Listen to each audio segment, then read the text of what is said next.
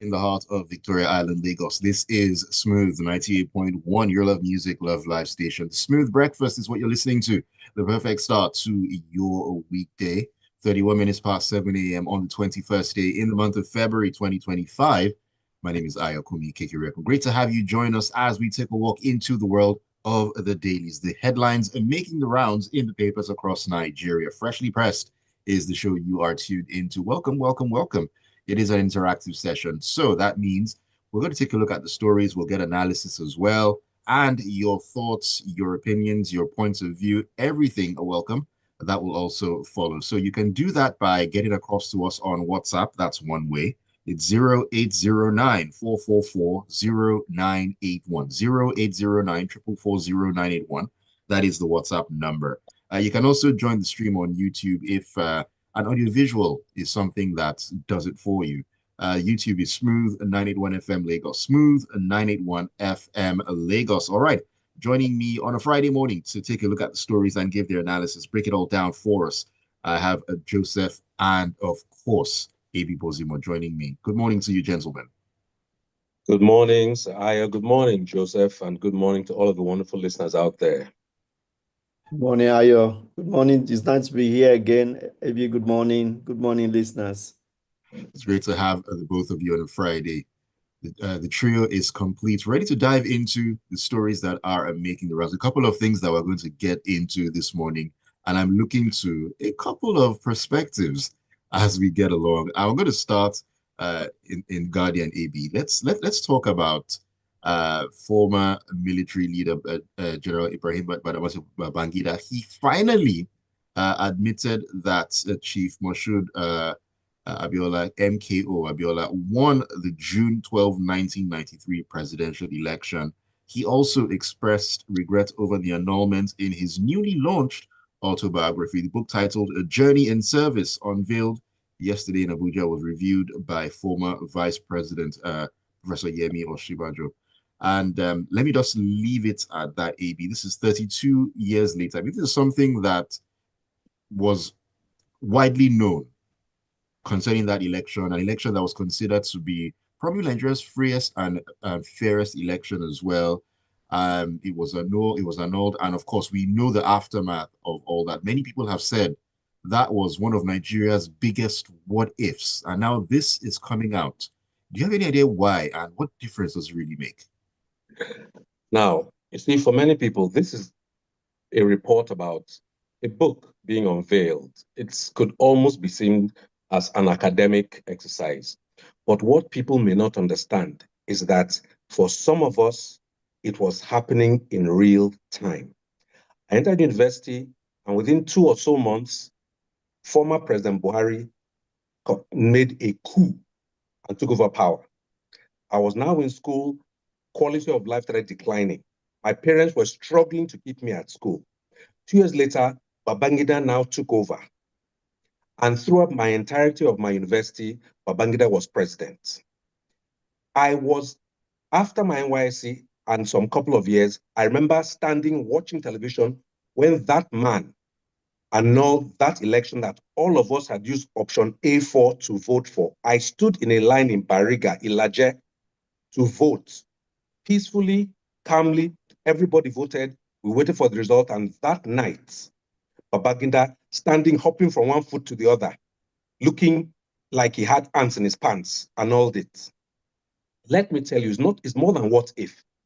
An entire generation, 32 years later, we're talking about, of Nigerians has been turned the wrong way. The fact that people of supposed note in Nigeria are actually congregating around somebody who so precipitously stole Nigeria's destiny is a disgrace in and of itself.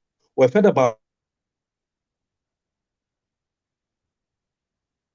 shame in this country. Babangida should have been put aside to pasture. He has the right to write a book. He has the right to talk about his position. But of what essence is it for him to admit now, decades later, what he knew then?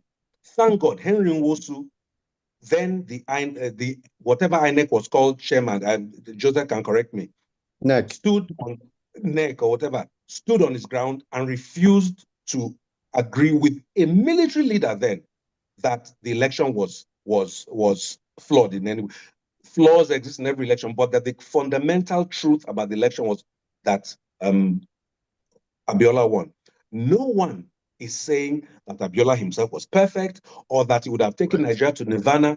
But the point of elections is that the people's will should be respected. And for Babangida to unilaterally or without his coterie of malformed and misdirected people to seize the people's will from them, he should be considered a persona non grata. I will never read the book because I lived the life and I regret his existence in Nigeria's history. That's very strong. Very, very. Joseph, now, in that book launch yesterday, Babangida also mentioned that he did what he did because he feared for Nigeria's security and felt that if MKO had actually taken office, he would have been taken out and sent the country into chaos. Or wasn't the country sent into chaos after the particular annulment that happened? Well, I think with due respect to EB, I want to say that the book has got its many purposes. One, it is therapeutic for the man to talk about what he experienced. If that will quieten the demons that might have arisen from the actions they took then as when he was a military leader. But I read some of the excerpts from the book where he extensively described what was going on behind the scene. And even though he said he took the action, the action was taken in the interest of Nigeria, he defended that annulment as if it was his personal responsibility because he was the leader. But at that point in time, even his own life was at stake. So I would say he took that action in his own interest, so first of all, to be alive. And also because he could see the danger that was ahead of Nigeria.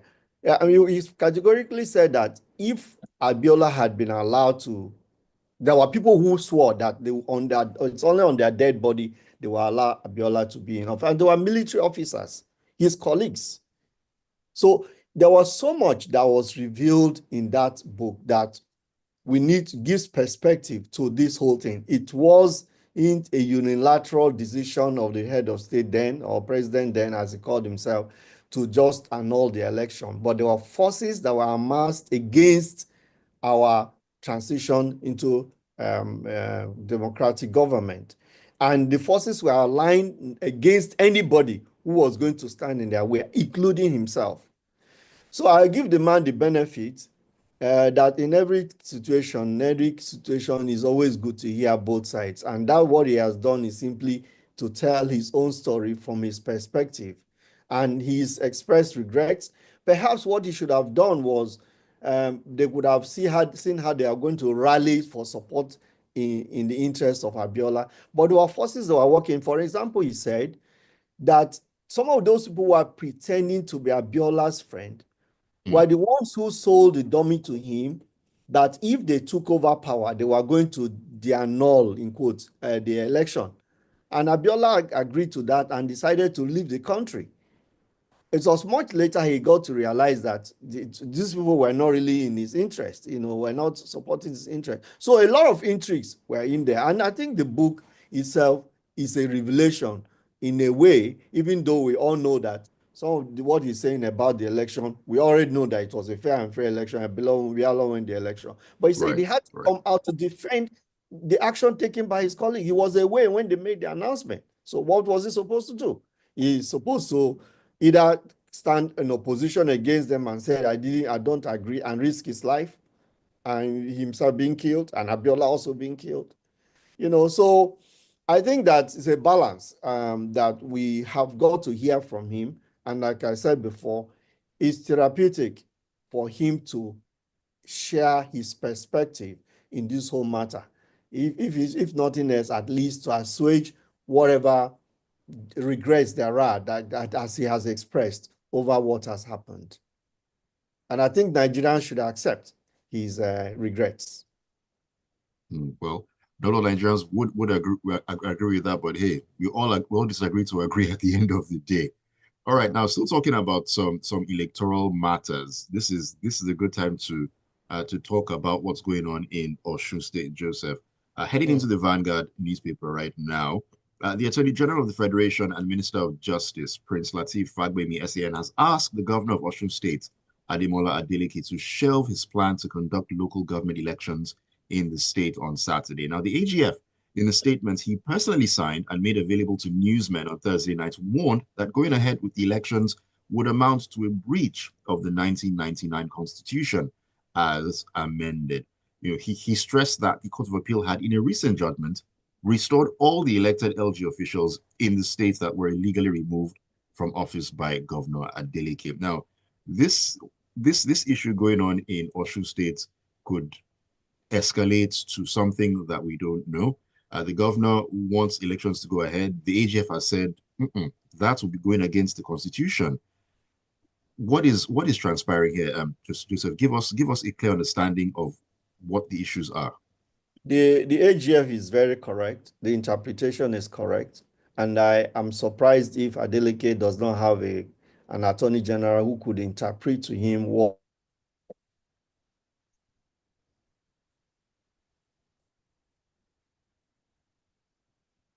Joseph, are you still there?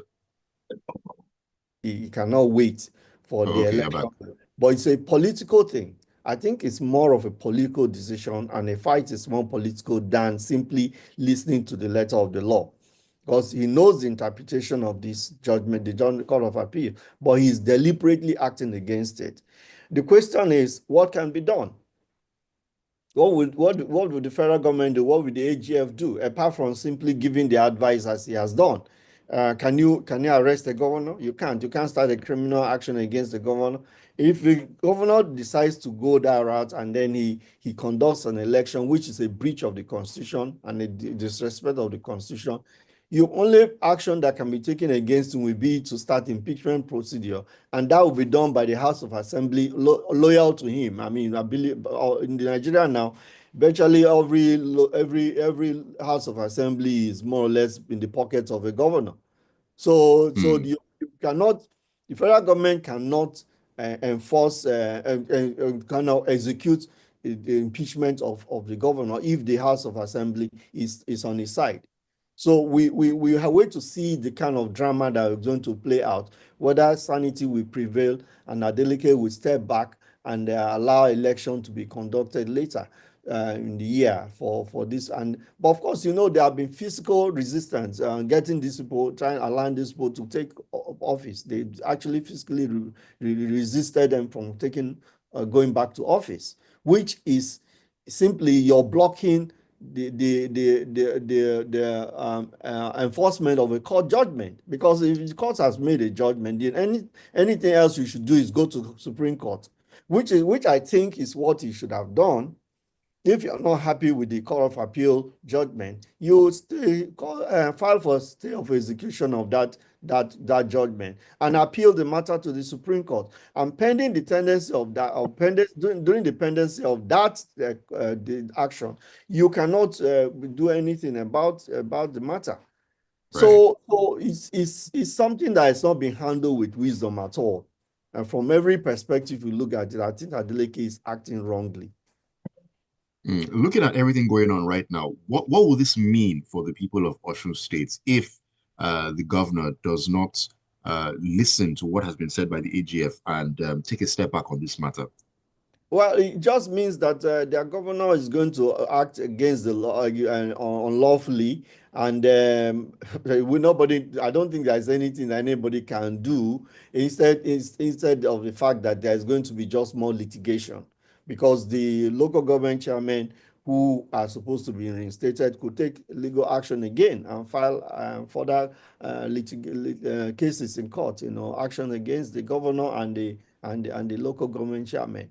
So at the end of the day, state doesn't benefit from any of this, because you're creating more crisis in the system instead of people reaping the benefit of democracy, and it's otherwise. because the local government, and we keep saying the local government is very critical to the development of a people, because there's a government that is closest to the people, and it should be seen, it should be felt. But if they are immersed in crisis like this, then how are they going to function? So the Osun citizens will, at the end of or residents of the state, will be the ones who will lose in the end. All right, thank you for sharing those thoughts. Let me take a couple of messages that have come in, most of them concerning this issue of the confession, in quotes, by General Babangida. This is from Ajayi Oloniluwa. It says, the criminal annulment of the June 12, 1993 elections by IBB was a disaster that altered the destiny of the country and caused death and widespread destruction. In a normal country, IBB will be facing criminal charges for treason and murder, not celebrations. All those that attended that evil gathering are conspirators. Okay. This one is coming in this is from Rexy in Surulere, and he says, which Henry also stood his ground. AB should keep his, AB said, should keep your emotions and revisionist history. Henry was cowed by the military boys and he didn't stand any grounds. That's according to Rexy. His opinion at the end of the day. Angel says that admission by IBB ordinarily is tantamount to treasonable felony. He ought to be arrested and tried. Those clapping when he spoke should be ashamed of themselves and undergo psychological evaluation and probably tried along with IBB for siding with injustice. The man subverted an entire country. He ought to hide his face in shame. And I think there's a comment here on YouTube from Tajuddin Abdul Hadi. Says, those that congregated around him yesterday were clearly disgraceful without an exception. I care less whom they are. Ayokunmi Richard said it was a bad look. Okay, let's get back into the stories. A couple of messages still right here, but I'll take them along as we get along, hopefully before we get to the end of the show. All right, AB, let's step into the punch right now and talk about NNPCL. They're never shy of being in the news, really. So the Nigerian National Petroleum Company Limited has withheld a staggering 13.763 trillion naira in revenue from the federal government, exacerbating struggles to fund the national budget. This is according to documents obtained from the Federal Accounts Allocation Committee following its January 2025 meeting on Wednesday. Now, this amount, covering a period between 2012 and 2024, has significantly impacted the Federation account, the central pool of funds from which the government allocates resources to federal, state, and local governments across the country. AB, this is in one way nothing new. The NNPCL has been shrouded in mystery. I don't know which is more mysterious, the Secret Service and all that in the US, or the NNPCL. And I remember sometime last year, the governor of Anambra State, Professor Charles Soludo, he asked a question he made a statement concerning the NNPCL not remitting monies to the Federation account for a period of time. I don't think they responded to that. But hey, 13 point something trillion naira. Now, take it from here. The interesting thing is that this, as you said, is over a period on record of 12 odd years. So we're talking about an average of 1 trillion naira plus a year not remitted, just on average. It varied depending on year. We should also remember that a trillion naira now meant much more in terms of what it could purchase than a trillion naira today because of the currency devaluation. So if you have to really look at it, it may amount to today's 25 trillion naira, but that's another thing. This is comprising of things like certified payments for subsidy, which, for years we've had over recovery, under recovery, all sorts of words where we describe paying subsidy. The certified payments were 4.026 trillion, but NNPC said they were held 8.4 trillion. There are about $1.6 billion in royalties that were not paid to the Federation, and also 3.6 trillion in taxes. At the end of the day, the question has to be asked, who has been in charge of NNPC in all these times? And who has been in charge of who is in charge of NNPC, i.e., who are the presidents that have sat down from 2012 till date? Right. And this has been going on. How come he's taking a report like this? And this, like you say, is not the first report or first news story about this. What will happen differently this time. I remember when the current administration came in, we're supposed to be owing $2 gazillion, but the people in the financial department looked at it and were able to identify what they considered to be genuine claims that we owed, and they reduced that amount considerably. I wonder whether that same forensic activity can be applied to investigate where these monies have gone rather than to the federation account. This is very separate from the ability of those in office to properly manage the resources. That's a complete different conversation. But at the very least, the fact that trillions on record of naira have not come to the federation account should be a major source of concern for the current administration. I would give them credit for the fact that they sifted through the former claims and cut off maybe 50% of them as being maybe unsubstantiable. I would hope that they will use that same thing to pursue the money and punish the people who allowed Nigeria's monies go away. I'm not holding my breath, but it's good to hear this kind of story that shows that some department, whether an auditor general or something, some department is working and is now bringing this up. This is a staggering amount of money. We've heard about hospitals owing 450 million. We've heard about, also the Nigerian hospitals that are not able to function anymore because they don't have money for power and all that. We've heard about the power sector itself giving a certain amount to be, more reliable in Nigeria. These are some of the monies that could have gone to those sectors. But, I dare say some of this money too would have gone to other newer jets and jeeps. Let's wait and see if anything will emerge from these revelations. These monies are bigger than my mind can encompass, but I know that they could do very much good if they were plowed into the productive sectors of Nigeria, our economy, our infrastructure on roads, our electrical sector, among others, education. So much that those monies could actually do. I mean, if applied properly, we always need to add that caveat because over time, Nigeria has not been short of these funds from different quarters, but application is always, well, they're applied in a different way. So that is the thing. And we've talked about the NNPCL being laid bare. We want to know exactly what's been going on concerning the numbers and all that. These are very staggering numbers by any stretch of the imagination. But will Honestly, anything come out of it? That's the age-old question. Will anything come out of these questions being asked? That is what we don't know at this point in time. Anyways, back into the groove. Joseph, let's take a look at the story coming out of the Guardian. Beg your pardon. President Bola Tinubu approved the creation of two federal universities for Osun and Ekiti states after the bills backing their establishment were signed on Thursday in Abuja. Tinubu's spokesman, Bayo Ononuga, in a statement said the two universities, Federal University of Agriculture and Development Studies in Iragbiji, Osun State, and the Federal University of Technology and Environmental Sciences in Ekiti State.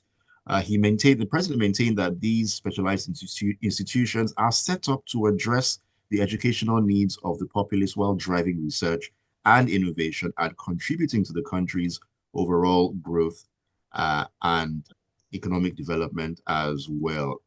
Joseph, a number of questions come to mind. And one of the biggest questions is looking at the issues surrounding the current universities that we have now. These two universities that are, that have been approved and put forward. Number one, how are they going to be funded? Number two, will there be sustainability? Bearing in mind the issues we have, looking at the current universities that we have right now. That's the question, because it makes no sense to keep creating no more universities when the existing ones are not even well funded. So the question is, what do we really want to achieve? Is it quantity or quality? I will expect that what the government should really focus on is to keep funding the existing ones better and giving them more capacity. If a university has 10,000 students and it's well built, it's better than having four others that they are just glorified secondary schools. So it beggars the question. I mean, you have 63 federal universities, 63 state universities, and then 149 private universities.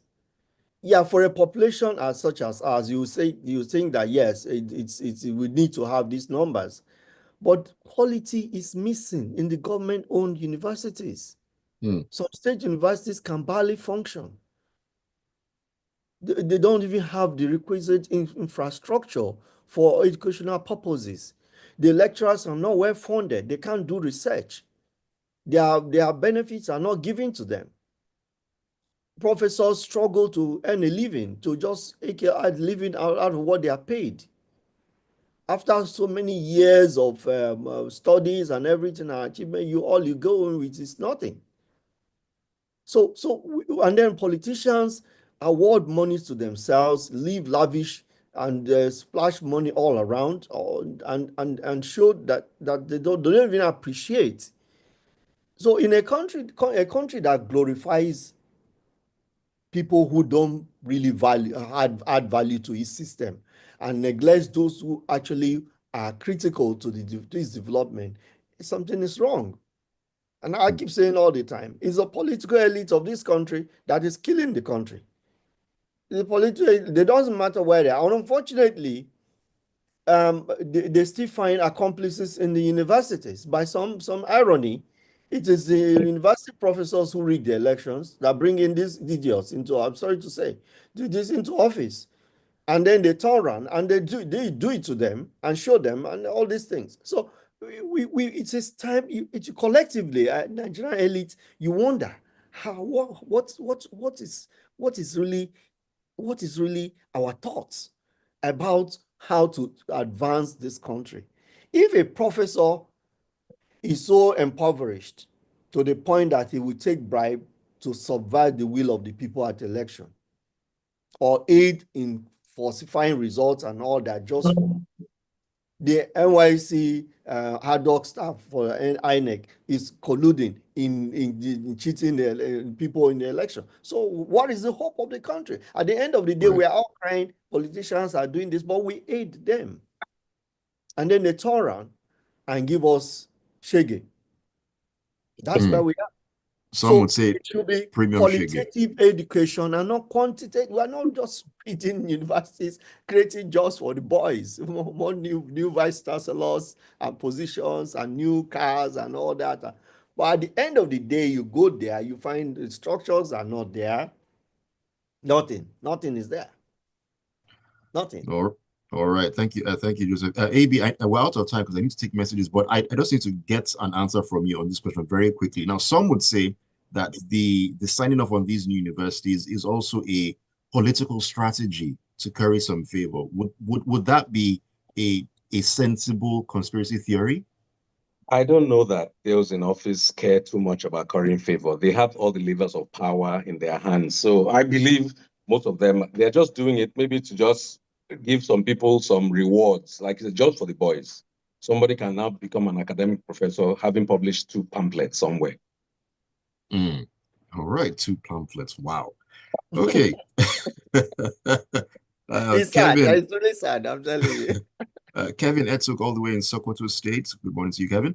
He says, during the event of Babangida's book launch, I noticed a number of Nadeko and other pro-democracy warriors of your in attendance, including President Tinubu himself. It was a nauseating sight to behold, really and truly. DG. Excuse me. Adegboyega Adedeji says, yesterday at the book launch of the former military head of state, General Babangida, was a garden of vultures, hyenas, and serpents that have swallowed destinies, souls, and properties belonging to the nation and to the people.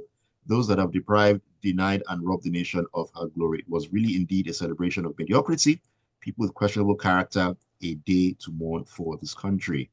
Tony in Marine Beach says, the idea of coming to tell us the cock and bulls after an action that led to the death of so many doesn't go down well with me. I hope it doesn't end up a trajectory for other politicians. Everyone should do the right thing and spare us the confessions and the stories that touch. Angel says, that admission by IBB ordinarily is tantamount to treasonable felony. He ought to be arrested and to be tried as well. And further says, NNPC is the most opaque organization in Nigeria, or even in the world. It would give a lot of organizations run for their money. One would expect this to have changed now that it's a private entity, but alas, the more you look. Angel, if you pour a certain drink from one bottle to another, the drink remains the same. really. And who else is talking to us here? Shala says, what research have previous schools actually done? Part of the issues. Adeleke from Shomolu says, AB was correct. Henry Wosu stood his ground. Who is as credible as Henry Wosu since INEC replaced NEC? Daniel says, the confirmation by IBB that MKO won is huge. I voted in that election. It was my first election, and it was clear who won. So many Nigerian elites gaslighted us, claiming nobody won. This is the same way they're still claiming that they won the elections in 2023. I can never believe our current government and a large section of our political class. Let me see. Christy Nikeja says, publishing 2 pamphlets. Christy, if you didn't get the reference that AB was trying to make, I really cannot explain what exactly it is that he was trying to say. But thank you for your message all the same. Idimapuza says IBB confessing of anointing free and fair elections. Free and fair election at the time is a big crime and shame. He should be punished as a deterrent. I don't see that happening at all. And Shola says, I'm surprised the AGF is now championing the constitution, the same constitution he didn't follow on the tenure of the IGP. Sadly, key officers of the country have been politically partisan and interpret the law according to their bosses. All right, need to call it a day at this point in time. Thank you for all the messages, and thank you, AB and Joseph, for making it an amazing one as always. Thank you so much. Have a wonderful weekend, everybody. I wish you all a wonderful weekend. Thank you very much. All right, my pleasure. All righty, keep it tuned to Smooth 98.1 and the Smooth Breakfast. We'll take a walk into the locker room at 8:15. Tega is on the ground for that one. Sporting action and so much more. Okay, man.